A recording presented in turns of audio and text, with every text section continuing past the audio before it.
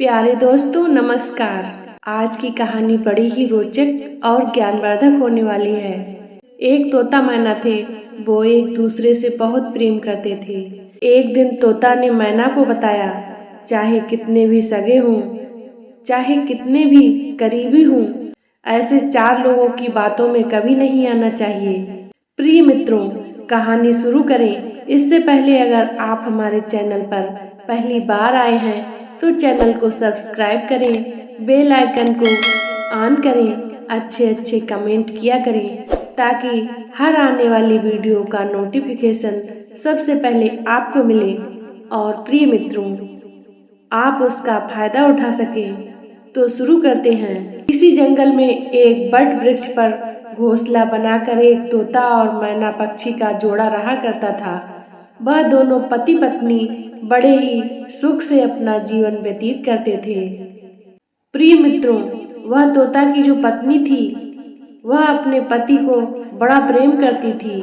अपने पति तोता पर आंखें मूंद कर भरोसा करती थी।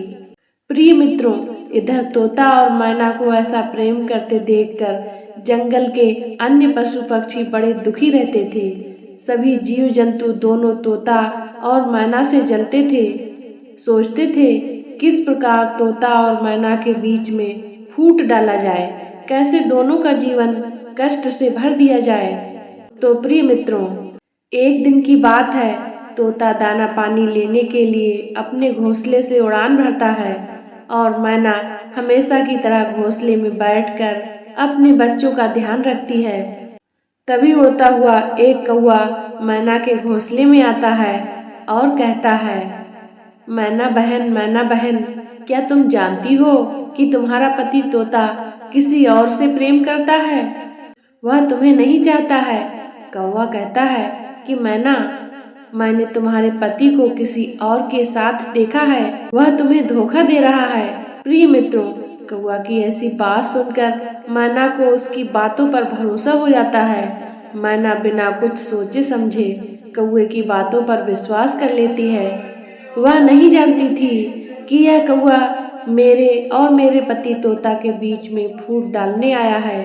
तो प्रिय मित्रों, अब तो मैना क्रोध में भर जाती है। वह सोचने लगती है कि मैं अपने पति तोता के साथ नहीं रहूंगी। वह कहती है, मेरे पति ने मेरे साथ बहुत बड़ा विश्वासघात किया है, मैं उन्हें छोड़कर चली जाऊंगी। तो प्रिय मित्रों, इस प्रकार मैना दिन भर क्रोध में भरी रहती है।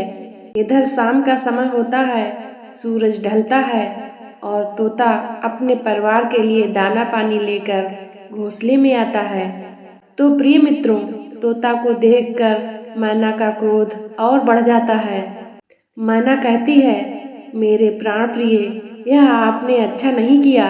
मुझे सब पता चल गया है कि आप किसी और से प्रेम करते हैं और आप मुझे धोखा दे रहे हैं। मैना कहती है कि अब मैं अपने बच्चों को लेकर यहाँ से जा रही हूँ और अब आप अकेले रहिए।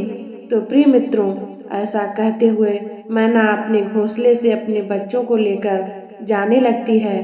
तभी तोता मैना को पकड़कर रोक लेता है और कहता है कि हे प्रिय, तुम यह क्या कर रही हो? मैं तुम्हारे अलावा किसी और से कैसे प्रेम कर सकता हूँ? तब मैना बताती है कि हे प्राण प्रिय, आज एक कौवा हमारे घोंसले में आया था। उसने मुझे सब बता दिया है कि आप विश्वास के पात्र नहीं हैं और आप किसी और से प्रेम करते हैं। तो प्रिय मित्रों, ऐसी बातें सुनकर तोता समझ जाता है कि यह उस कौवे की चाल है। वह हम दोनों पति पत्नी के बीच में फूट डालना चाहता है।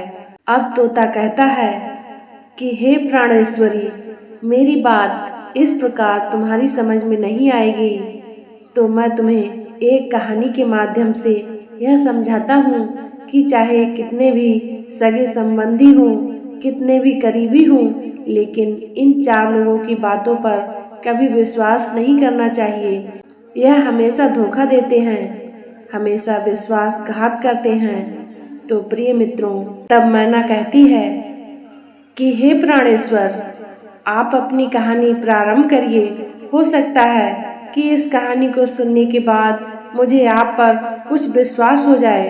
तो प्रिय मित्रों, तोता अपनी कहानी प्रारंभ करता है और कहता है कि हे प्रिय, ध्यान से सुनना, यह कहानी तुम्हें बहुत बड़ी सीख देकर जाएगी। जो भी मनुष्य इस कहानी को सुन लेगा वह कभी अपने जीवन में धोखा नहीं खाएगा, कभी पराजित नहीं होगा।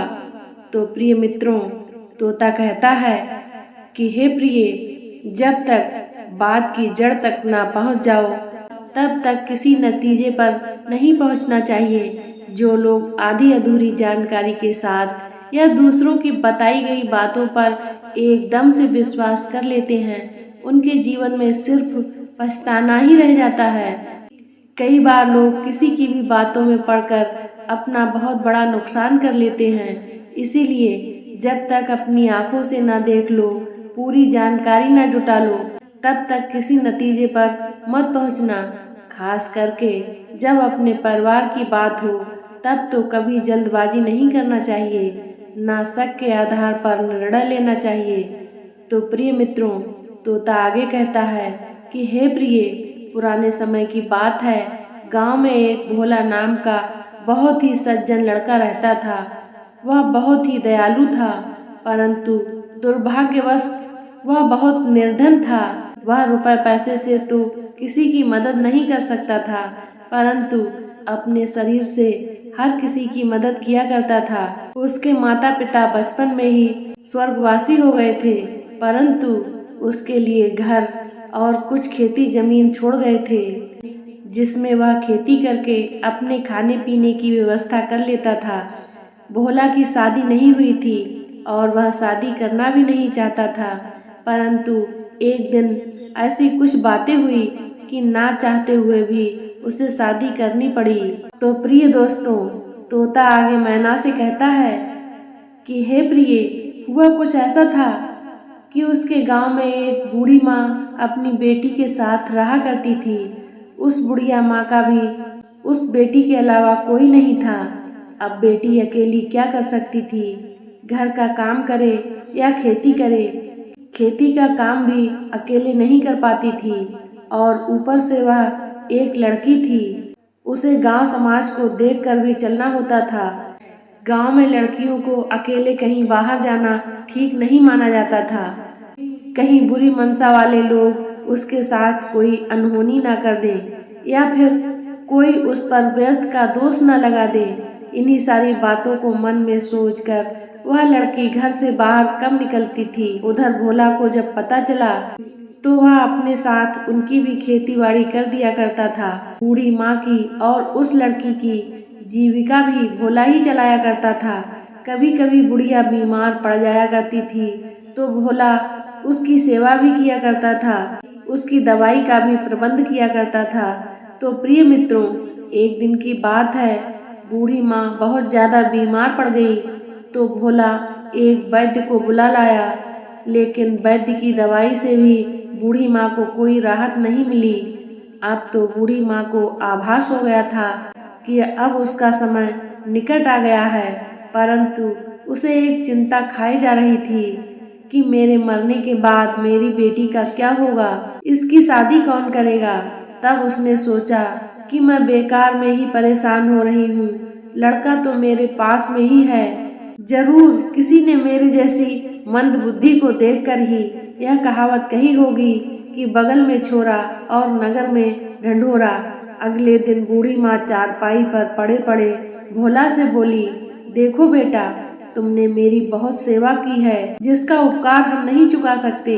अब मेरा बचना तो मुश्किल है, किसी भी वक्त मेरा बुलावा आ सकता है। तुम्हारे उपकार से बेटा मेरे रोम रोम दबे पड़े हैं, लेकिन इसके बाद भी क्या तुम मुझ पर एक और उपकार कर सकते हो क्या, जिससे मैं चैन से मर सकूं।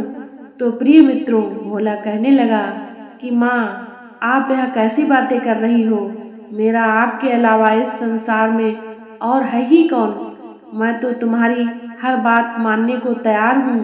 तब वह बूढ़ी माँ बोली, बेटा, मेरे मरने के बाद मेरी बेटी से तुम शादी कर लेना, तुमसे अच्छा लड़का ऐसे भला कहाँ मिल सकता है।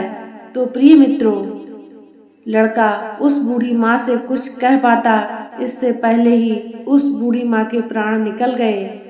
इस तरह भोला को उस लड़की से शादी करनी पड़ी।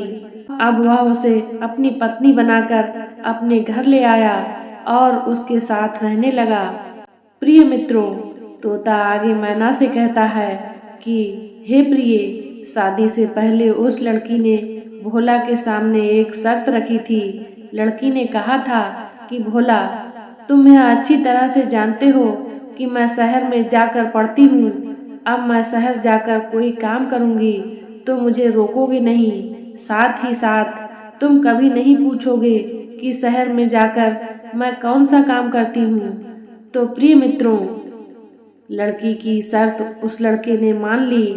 अब तो वह लड़की सप्ताह में सिर्फ एक दिन भोला के साथ गांव में रहती थी, बाकी दिन शहर में जाकर रहती थी। लेकिन शर्त के मुताबिक भोला उससे कुछ पूछता ही नहीं था। कुछ दिनों तक तो ऐसा ही चलता रहा। बाद में गांव के लोग भी भोला से पूछने लगे कि तुम्हारी पत्नी शहर में कौन सा काम करती है। लेकिन भोला को तो कुछ पता ही नहीं था। शर्त के मुताबिक वह अपनी पत्नी से कुछ पूछ भी नहीं सकता था, तो वह गांव के लोगों को क्या बताता। आखिर में उसे कहना ही पड़ा था कि भाई, हमें कुछ भी नहीं पता। उसने कभी हमें बताया ही नहीं कि वह क्या करती है और ना मैंने कभी उससे पूछा। प्रिय दोस्तों, फिर क्या था? अब तो उसके खिलाफ आवाजें उठने लगी। गांव में बातें शुरू हो गई कि भोला की औरत शहर जाकर गलत काम करती है, उसका चरित्र अच्छा नहीं है, वह एक चरित्रहीन स्त्री है। गांव के लोग कहते कि अगर शहर में नौकरी करती होती तो भोला को अवश्य बताती। लेकिन भोला को तो उस लड़की ने पहले से ही वचन के बंधन में बांध लिया है। तो प्रिय दोस्तों, धीरे धीरे यह बात पूरे गांव में फैल गई। अब तो भोला कहीं जाता तो लोग भोला को देखते ही उसके सामने उल्टी सीधी बातें करने लगते। कोई कहता कि तुम उससे पूछ क्यों नहीं लेते या उसके साथ जाकर देख क्यों नहीं लेते, आखिर तुम्हारी पत्नी करती क्या है। गांव वालों की बातें सुन सुनकर भोला तंग आ चुका था। उसे भी अब लगने लगा था कि यह सभी लोग सच बात बोल रहे हैं। वह जरूर शहर में रहकर कोई गलत काम कर रही है, इसीलिए मुझे अपने वचनों में बांध दिया है। तो प्रिय दोस्तों, आगे तोता कहता है कि भोला सोचने लगा कि मुझे तो पहले से ही स्त्रियों से नफरत थी, इसीलिए शादी नहीं करना चाहता था। लेकिन मरते मरते वह बूढ़ी माँ मेरे गले में मौत का फंदा डाल गई है। अब ना तो जीते बनता है और ना ही मरते बनता है। उसके मन में तरह तरह के गलत विचार उठने लगे। भोला गांव के लोगों की तरह तरह की बातें सुन सुनकर क्रोध से भर उठता था। पति पत्नी के बीच के विश्वास को गांव के कुछ लोगों ने नष्ट कर दिया था। वह सोचने लगा, अब जीने में क्या रखा है, इतनी बदनामी हो गई है, अब तो मुझे आत्महत्या कर लेनी चाहिए। इसी विचार से वह एक दिन नदी के किनारे गया और नदी में छलांग लगा दी। तो प्रिय दोस्तों, संयोग से एक महात्मा जी नदी में स्नान कर रहे थे। वह बहुत अच्छी तरह से तैरना जानते थे। महात्मा जी ने देखा कि यह लड़का आत्महत्या करने के लिए नदी में कूद गया है और वह डूब रहा है। तो महात्मा जी ने तैरकर भोला को बचा लिया और किनारे खींच लाए। भोला बोला, आपने मुझे क्यों बचाया है? मैं तो मरने के लिए नदी में कूदा था। महात्मा बोले, लेकिन बेटा, तुम मरना क्यों चाहते हो? इस दुनिया में लोग जीने के लिए क्या क्या नहीं करते, और तुम हो कि मरने पर उतारू हो।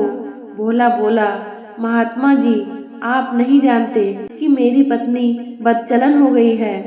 उसकी चर्चा गांव की गली गली में हो रही है। मेरे मान सम्मान को बहुत ठेस पहुंची है। मैं उसके लिए जिंदा नहीं रहना चाहता, जिसने मेरे सम्मान को मिट्टी में मिला दिया है। मैं कैसे गांव वालों को अपना मुंह दिखाऊं? मैं कैसे उनसे नजरें मिलाऊं? कैसे बात करूं? बदनामी को लेकर मैं जीना नहीं चाहता। महात्मा जी बोले, बेटा, एक बात बताओ, क्या तुमने अपनी पत्नी को कभी गलत कार्य करते हुए देखा है, या किसी पुरुष के साथ आते जाते उसे देखा हो? तब भोला बोला, नहीं महात्मा जी, मैंने उसे किसी के साथ आते जाते नहीं देखा और ना कोई गलत कार्य करते देखा।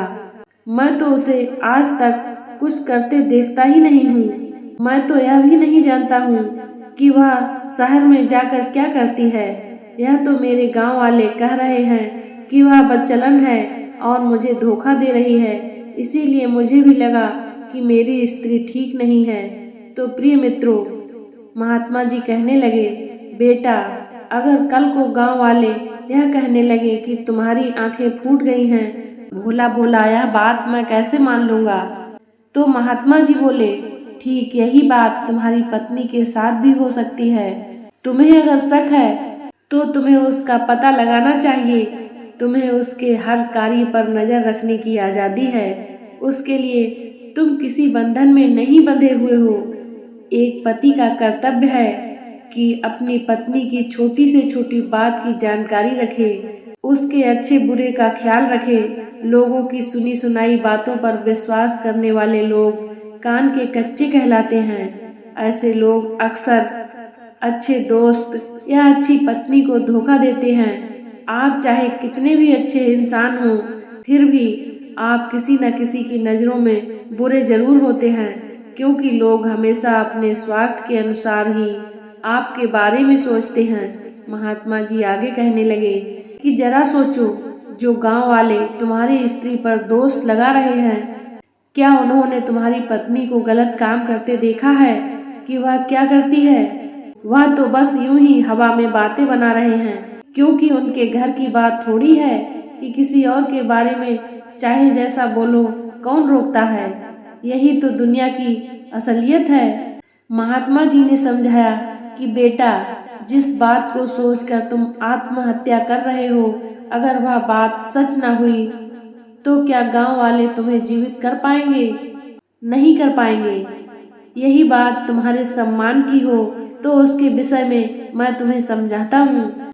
महात्मा जी ने एक सिक्का अपनी झोली से निकाला और मिट्टी में फेंक दिया। बोले, यह क्या है? तो भोला ने कहा, महाराज, यह तो रुपया है। फिर महात्मा जी ने उस रुपए को अपने पैरों से कुचला। उसके बाद भोला से पूछा, अब यह क्या है? भोला बोला, महात्मा जी, यह रुपया है। फिर महात्मा जी ने उस सिक्के को कीचड़ में फेंक दिया। फिर कीचड़ में से निकालकर भोला से पूछा कि यह क्या है? तो भोला ने जवाब दिया कि महात्मा जी, यह रुपया ही है। चाहे उसे मिट्टी में मिला दो या पानी में बहा दो, चाहे कीचड़ में फेंक दो, वह तो रुपया ही रहेगा। तो प्रिय दोस्तों, अब महात्मा जी बोले, बेटे, एक नेक दिल इंसान इस रुपए की तरह होता है। उसकी चाहे कोई निंदा कर दे, या वह गरीब हो जाए, या भूखा रह जाए, या फटे पुराने कपड़े पहने हो, लेकिन उसके मान सम्मान में कोई फर्क नहीं पड़ता। रही बात तुम्हारी पत्नी के चाल चलन की, तो अभी शहर चलते हैं और देखते हैं कि तुम्हारी पत्नी क्या कर रही है। दूध का दूध और पानी का पानी हो जाएगा। तो प्रिय दोस्तों, इस प्रकार भोला महात्मा जी के साथ शहर के लिए चल दिया।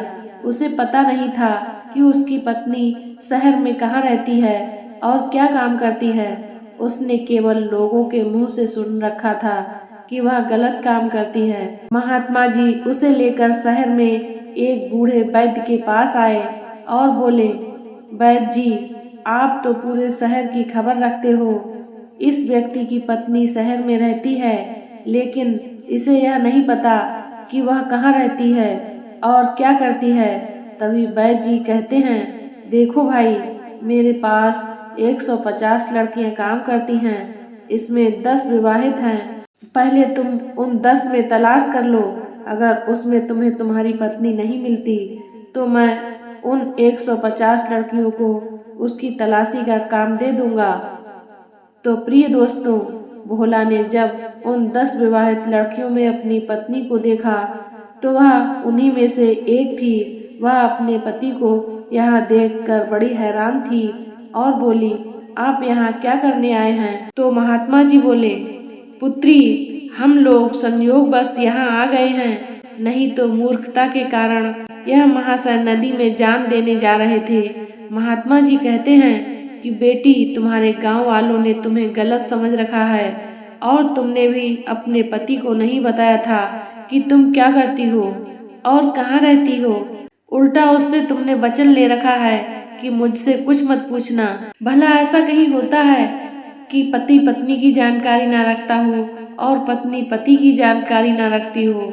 अगर इस तरह की बात होती है तो दोनों के संबंध में दरार पड़नी शुरू हो जाती है। इसका नतीजा तुम्हारे सामने है और मुझे इस समय अपनी कुटिया में होना चाहिए था, लेकिन किसी की गलतफहमी में जान चली जाए, उसे बचाना और उसकी गलतफहमी को दूर करना मेरे लिए कुटिया के भजन कीर्तन से कहीं ज्यादा आवश्यक है। प्रिय दोस्तों, तोता आगे मैना से कहता है कि हे प्रिय, भोला की पत्नी भोला से बोली, तुम तो मुझे बचपन से जानते हो, बल्कि तुम्हारे ही सहारे मेरा घर चलता है। तुम्हारा एहसान हमारे ऊपर बहुत बड़ा है, जिसकी कीमत मैं कई जन्म लेकर भी नहीं चुका सकती। तुमने सोच कैसे लिया कि मैं तुम्हें धोखा दे दूंगी? क्या तुम मेरे ऊपर जरा भी विश्वास नहीं करते? तुम तो आवश्यकता से भी ज्यादा भोले हो। कम से कम एक बार तुम्हें मुझसे पूछ तो लेना चाहिए था कि शहर में कौन सा कार्य करती हो, कहीं बहुत मेहनत का कार्य तो नहीं करती हो। तुम्हें पूरा हक था जानने का और कार्य पसंद न आए तो रोकने का। पति पत्नी के बीच संवाद करने को कोई बंधन नहीं रोकता। तुम किसी बंधन में नहीं बंधे थे। मैं मानती हूँ कि मैंने नासमझी में बड़ी भूल कर दी थी, लेकिन तुमसे मिलने को तो हर हफ्ते आया करती थी। तुम एक बार मेरे कार्य को देखने की इच्छा तो कर सकते थे, लेकिन तुमने कुछ ऐसा किया ही नहीं, बल्कि इतना बड़ा कदम उठाने जा रहे थे कि मैं भी तुम्हारे साथ मरने के लिए विवश हो जाती। अब तुम मुझसे वादा करो कि मेरे साथ शहर में ही रहोगे, मेरा साथ एक पल के लिए भी नहीं छोड़ोगे। इसके लिए तुम्हें वैद्य जी का कार्य करना होगा।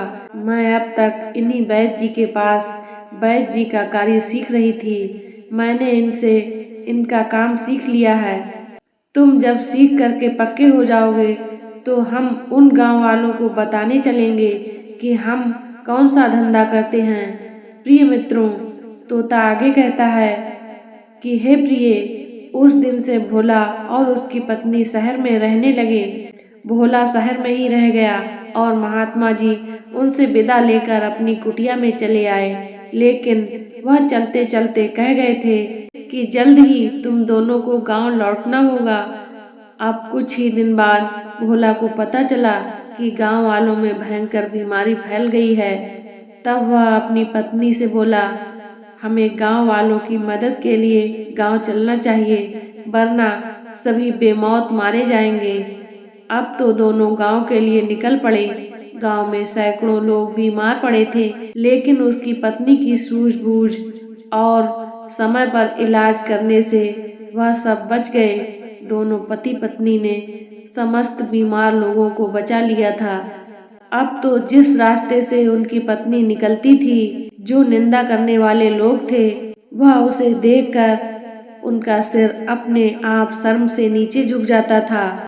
वह अपने आप को बहुत छोटा महसूस करते थे कि हम लोग जिसको बदचलन कहते थे, वह वास्तव में एक वैद्य है। उसने पूरे गांव की आज जान बचाई है। जब भोला अपनी पत्नी के साथ शहर लौटने लगा तो गांव वाले उसके रास्ते में आकर लेट गए।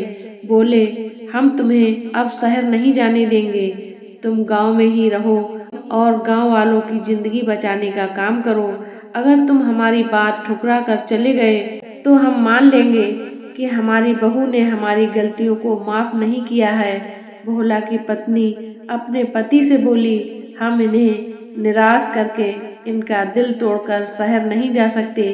आखिर यही हमारे अपने हैं, यही हमारे ताऊ ताई दादा दादी भाई बहन हैं। प्रिय मित्रों, इस प्रकार दोनों ने गांव में ही रहकर अपनी वैद्यशाला का निर्माण कर लिया और आदर के साथ महात्मा जी को बुलाकर उनसे आशीर्वाद लेकर समाज सेवा में लग गए। तो प्रिय मित्रों, तोता मैना से आगे कहता है कि हे प्रिय, बिना सोचे विचारे कोई काम नहीं करना चाहिए, क्योंकि हमारी इसी तरह की लापरवाही का फायदा उठाकर बुरे लोग हमें और हमारे परिवार को तोड़ने का काम करते हैं। इसीलिए इस कहानी से सीख लेते हुए हमें पूरी सावधानी के साथ सोच विचार कर निर्णय लेना चाहिए। किसी नतीजे पर पहुंचने से पहले उसका भली भांति परीक्षण कर लेना चाहिए। सुनी सुनाई बातों पर कभी विश्वास नहीं करना चाहिए। प्रिय मित्रों, अंत में तोता कहता है कि हे प्राणेश्वरी, इन 4 लोगों पर मनुष्य को कभी भरोसा नहीं करना चाहिए। चाहे कितने ही सगे संबंधी हों, पर ऐसे 4 लोगों की बातों में मनुष्य को कभी नहीं आना चाहिए। नंबर 1, जो राह चलते आपको सलाह दे, क्योंकि राह चलता व्यक्ति अगर आपको सलाह देता है तो वह जरूर आपको किसी गलत काम में फंसाना चाहता है और आपका फायदा उठाना चाहता है। इसीलिए राह चलते व्यक्ति की बात कभी नहीं माननी चाहिए। नंबर 2, जो आपसे ईर्ष्या रखता हो, आपसे जलन रखता हो, क्योंकि जलन रखने वाले लोग अक्सर मन के मैले होते हैं। वह कभी किसी का अच्छा नहीं सोच सकते।